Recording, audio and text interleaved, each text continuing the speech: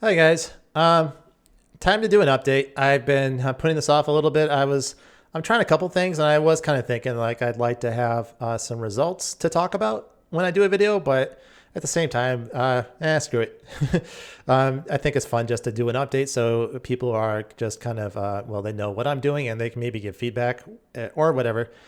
So I wanted to talk about what I've been doing since my last update, of course. And the last update, I was really excited about having a language notebook. That's something I hadn't done in so long. And the last time I did do it was, I kind of did scrap pieces of paper. I didn't really have a notebook. So in a way, that was my first notebook, even though I've written down lots of German notes. It was just, I would tear it out of the notebook and just stuff in my pocket to take places. Anyway, um, yeah, the notebook I think is a great idea, and it's I got it from Lindy, watching her channel. She has a language notebook, and I guess Lucas Lamparella, he does language notebooks too. He's all about writing stuff down and not about flashcards or Anki at all. Um, in his interview with Matt, though, he was much more open-minded and curious about Anki, even though what he didn't think it was for him per se. He just was very, he did a I love that interview. Anyway, um, so my notebook is going really well. I'm happy with it, but at the same time, I did stop it, and that's probably because I just like to experiment, try different things on how to study. Even though that was good, it was kind of like, well, this is good, and maybe I'll come back to it, but I want to try something else for this month or so or whatever. And um, so I have my notebook, which I haven't written in it for a couple weeks now. One reason, although I like it, one reason why I don't like it is that it's just totally true that if I ever stop reviewing the notes, I don't know how long I'd have to keep it, but it's just it seems like it all goes away if the vocabulary is not stuff that's going to come up in my immersion, which is really limited. I read slowly. I'm a beginner. A lot of the language I read is over my head, so it's it barely even gets in the acknowledge just recognizing a word that I studied in the within the past few weeks as a something to be super happy about. It's cause for celebration. um, yeah. But the notebook's still good though. And if I were taking a course, and I would definitely do it, and I may go back to it again. It's something I'm thinking about. Um, so what am I? What else am I doing? I was curious about extensive reading, and I went online and just Googled how many books do you have to read to learn a language, and lo and behold, every year goes by, Google gets smarter and smarter. More people contribute to it. It's just great. Somebody had posted, I guess, a couple years ago. This girl, I forget her name, but she started a website, and I'll put a link in below for it so you can check it out because that's really interesting, and I recommend it even if you don't like to read. I think it's still interesting. You can see what you're missing, I guess. So you can just understand. I don't know. Just go read it. It's good. She talked. It's 92 books to learn a language is the kind of the magic number, and and I'm like, well, okay, I agree with that because I love reading and I respect reading, and just my whole life it's been reading has been something I really value. So, and I was thinking also what Steve Kaufman often says, how you should not do rote, you should just read all that stuff that you try to remember, you're going to forget anyway. And that's really, there's a lot of truth to it. It's not, I mean, anyone that uses Anki knows that Anki can do a fantastic job of forcing you to remember stuff, but you do have to do the cards in a certain way, and you have to be very careful. It has to be done right. And I'm not, as I said before, I don't like making flashcards. I tend to just put in whatever. I'm not like, oh, this is a low frequent word. I'm like, I want to learn this word. So that's how I am. And I kind of like that about my personality. When I'm reading books, it's like I'm really interested in what I'm reading and the book, all the words. So I'm not really like, occasionally I'll see something that looks just too weird. But I'm just really focusing on the vocabulary and just thinking, oh, I want to learn this. I want to know this. So 92 books. And if you open up if you go ahead and read it, she also, she came up with this number, of course, based on, well, someone else's research. I think she's just a language enthusiast, but this other individual apparently did a study of sorts. Unfortunately, I don't think the research for language learning is very extensive or conclusive, but he did he did some research, and it showed basically to go from intervals from 1,000 to 2,000 words, you need to read, I think, 2 books. To go from 1 or 2 books. To go from 2,000 to 3,000, you need to read 3 or 4 books, and to get to 4,000, it's like 7 books. It kind of doubles. And so when you're going from 8,000 to 9,000, it's like 30 something books you got to read, which is obviously a lot. And I'm even looking at this thinking, well, I could get to 5,000 words through just from reading, and then, well, maybe keep reading, but not so much, and then kind of work in some spaced repetition at that point, because then the benefit you get from, it seems like the benefit you get from reading is although still there, and it's immersing and probably very important, but vocabulary wise, your new vocabulary is going to slow down so much that you probably want to, at that point, it seems to me, you would want to step in and start doing some rote memorization using some Anki or something similar, or a notebook, to really review stuff to those, because the lower frequency words at that point, and so it's a lot harder to get them into your head. But at the same time, your language ability is higher in the target language, so the rote memorization should go easier. That's the idea. That's what I'm thinking. So I'm going to go very easy. I still kind of have it. I have my flashcard decks, and I pull them out occasionally. Evita's vocabulary deck seems like it's actually sticks pretty decently. I'm working on the first 2,000 words. I don't think my vocabulary is at 2,000 words. This article, 92 books, it's for learning English, and of course, I'm sure it varies from student to student. So like a Spanish speaker or a German speaker learning English is going to learn faster than someone from Asia, for sure. It might be more than 92 books that I need to read to achieve the magic number, unless I were to rely on SRS to kind of enhance it, or something else to enhance it, but just for pure reading. Because I look at some of these numbers and I'm like, if I read this many books, I do think I'm learning words, but I'm probably not getting the results that they're giving in the example. But 92 books is hell of a lot of books. I do think that regardless, if I do read the 92 books, then my Korean should be pretty damn good. I should be happy with it. A B2 to me is really good, especially at my age, learning a new language. Aiming for above a B2 in an Asian language as an older adult seems just way too ambitious and unrealistic. So, thankfully, the B2 is still a much more achievable goal, and if you have a B2 in a language, you can do a whole lot. So, so that's I'm working on extensive reading right now. Reading Harry Potter. I'm going to just keep track of all the books that I read. And I have one book with Harry Potter. I think I'm also reading Tower of God. And so I'm not sure how I'll count it, but I'll count it somehow, Tower of God, once I finish it. And hopefully I finish it. It's really long, so we'll see. But basically I'm going to track this throughout this year. I'm going to just track how many books I read. I'm reading some other things, like I have like reading like some news articles maybe, or just other random stuff online, but that's not too much. I don't think. I probably won't, because if I sit down and read an article, that's just one page, and that's probably only a couple a week.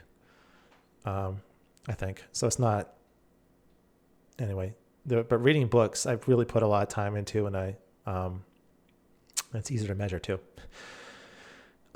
So another tool that I was thinking about as I was reading my comic book, Tower of God, which is a web novel and is really good. I was thinking, instead of looking up all these words as I'm reading it, what would it be like to just have the English translation on one side and the Korean on the other? how would that go? In the past, I haven't liked this, although I think that my pride has kind of gotten in the way where I felt like a huge sense of ego boost from reading a foreign language with just a dictionary and not relying on a translation. And but I gave it a try this time because Korean is really hard, and I want this to be easy. I don't want it to be hard. Anyway, my pride is not such an obstacle for me as much as it used to be, I don't think.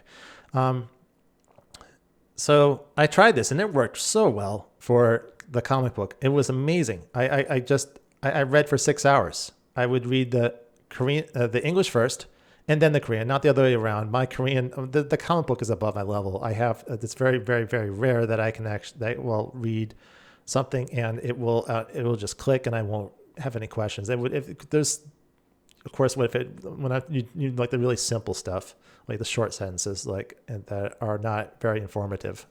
Usually, there's a couple exceptions. I don't know, 10% maybe, 10% of the time. But I don't know. I'd have to write down and track it to give a good actual number of what percentage of sentences I can read without, and I feel like I understand, as opposed to how many sentences I don't understand. It's low. So to keep that mental, because reading the Korean and not understanding it, then checking the English and then going back again that's stressful in your brain. But if you just go right to the English and then the Korean, it's just so much easier. You're still just struggling to read because these sentences are over your head and there's several words usually for me that I don't know. But having that context, that really, really good image in my head of what it means, what to look for, what to expect, it helps so much. That went really, really super well. And so then I wanted to try to duplicate that reading a book with Harry Potter. And I tried it with 2 Kindles and it went okay. I really liked because it's Harry Potter. It's originally an English novel. So I loved having the original English in front of me because reading a translation is as a language learner, I'm okay with it. I enjoy it a lot. And so it's a good experience. But, as someone who wants to enjoy a good piece of work, the best Harry Potter edition that there is, clearly English is it. The original author's words right there. And so I was liking that a lot. Going forward, though, I'm not going to read too many Harry Potter's probably the exception. I'm not going to read too many books translated from English into Korean. It's going to be the other way around. I'll be reading Korean stuff, originally written, stuff written originally in Korean. But so I like the fact that I was reading the original English, and I struggled with going back and forth because I would lose my spot. With the comic book, that wasn't an issue. There's just too little text, there's big bubbles around the text. It's just, you don't lose your spot. But you lose your spot, at least I do. I know some people are speed readers and they can look at a page of text and they hone right in on whatever word or what the whole thing is just really must be nice. Anyway, so going back and forth to me was a bit tiring because I would lose my spot. I tried using index cards and that did help, but it still, especially because it's a touch screen, it would occasionally move around the screen or switch pages, and so it was not perfect. And I was basically looking for another solution, and if it did find a software solution, unfortunately this is going to involve Google Translate, for better for worse, instead of the original Harry Potter. Basically, there's some software that you can designed to make dual language text using Google Translate, and so I can use it, and it kind of formats it for you. You can put in the original text on one side and then the translation on the right side, and it does a very good job of matching it up. And I use this software. Unfortunately, it can't do it sentence by sentence because when Google translates a long sentence, it often chops it up into smaller sentences, which is probably good because I don't think Google can do run-on sentences like a person can. Yeah. So if it could do sentence by sentence, that would be perfect. I might look online for dual language textbooks that actually have this.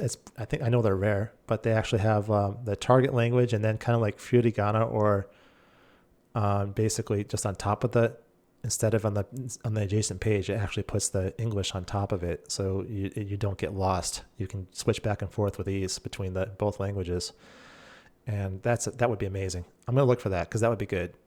That would not be too stressful. I mean, again, the amount of work this takes off your brain from attacking this completely foreign language is really surprising me. So I tried this this just last night, and I outputted my a Kindle file, and I have it on my brand new Oasis that arrived in the mail, the newest version with the warm lighting, and